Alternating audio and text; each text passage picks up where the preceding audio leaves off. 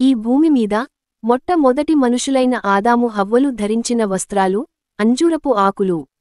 ఆదికాండము 3:7. అప్పుడు వారిద్దరి కన్నులు తెరవబడెను, వారు తాము దిగంబరులమని తెలిసికొని అంజూరపు ఆకులు కుట్టి తమకు కచ్చడములను చేసికొనిరి. తరువాత దేవుడు వారికి పశువుల చర్మంతో తయారుచేసిన చర్మపు చొక్కాలు తొడిగించాడు. ఆదికాండము 3:21.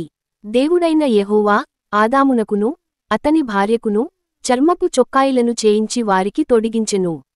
దేవుడు తన స్వరూపమందు పురుషుని స్త్రీని సృజించెను. అయితే వారు దేవుని ద్వారా సృష్టించబడి ఆయనకు ఇష్టులై ఉంటూ ఆయన చేయవద్దన్న పనిచేసి ఆయన శాపానికి గురయ్యారు. ఏదెను తోట నుండి బయటకి గెంటివేయబడ్డారు. ఎలా అనగా తండ్రి తన బిడ్డలని ఇంటి నుండి బయటకి గెంటివేసినట్టు. ఆదికాండము 3:23-24. దేవుడైన యెహోవా అతడు ఏ నేల నుండి తీయబడెనో దాని సేద్యపరచుటకు ఏదెను తోటలో నుండి అతని పంపివేసెను.